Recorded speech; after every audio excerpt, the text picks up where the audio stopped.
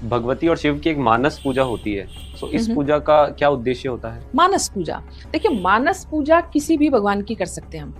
मानस पूजा का अर्थ है कि मैं आंख बंद करने पे जिस भी देवता को, जो मेरा इष्ट है, जो साधक गण है, उनको तो भगवती का अर्चन है या दिव्य अर्चन है, या कोई शैवागम को मानता है वो शिव की पूजा करेगा, कोई वैष्णव संप्रदाय से है वो ठाकुर जी की करेगा। लेकिन हमारे व्यूवर्स को मैं बताऊं कि जो मानस पूजा है उसका इतना बल बताया गया है चंदन जी, कि हम जो साकार रूप में देवता की जो पूजा करते हैं उससे कई गुना 100 फल मानस पूजा का मिलता है। अब मानस पूजा का एक छोटा सा स्वरूप बता देती हूँ हमारे व्यूवर्स को, इसका लाख लाख गुना फल मिलता है। जैसे आपके पास कुछ भी उपलब्ध नहीं है, या मान लीजिए सब कुछ उपलब्ध है लेकिन आप इस अवस्था में नहीं है, या आपका आज मन ही हो गया कि आज भगवती की मानस अर्चन करते हैं, तो हम बैठते हैं, सबसे पहले भगवती का ध्यान करते हैं और आंख बंद है और ध्यान में ही भगवती प्रकट हो गई है। अब देखिएगा, ध्यान में बस विचार चल रहा है, कल्पना चल रही है कि मैंने अपने भगवती प्रकट हो गई है, मैंने भगवती को आसन दिया, ठीक है, मैंने भगवती के पांव धुलाए, मैंने भगवती का जो मैं पूजन अर्चन कर सकती हूँ।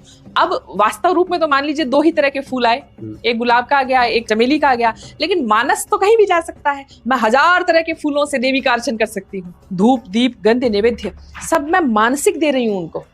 कुछ नहीं किया मैंने, ना मैंने धूप जलाई ना दीपक जलाया, लेकिन हम मानसिक अर्चन कर रहे हैं और पता नहीं किस किस तरह के भव्य संसाधनों से हम देवी का अर्चन कर रहे हैं। भगवती मुस्कुरा रही है, हम भी बहुत प्रसन्न हैं, हम जो जो अर्पित कर रहे हैं वो सब ग्रहण कर रही है। और सोच के देखिए कितना दिव्य अनुभव होगा ये। अगर आप शिव की पूजा करते हैं तो शिव की मानस पूजा कीजिए, अगर आप सीता जी की पूजा करते हैं तो सीता जी की मानस पूजा कीजिए, राम की करते हैं तो राम की कीजिए, ठाकुर की आप इष्ट देव है तो ठाकुर की कीजिए, और देखिए वो कितना दिव्य अनुभव होता है।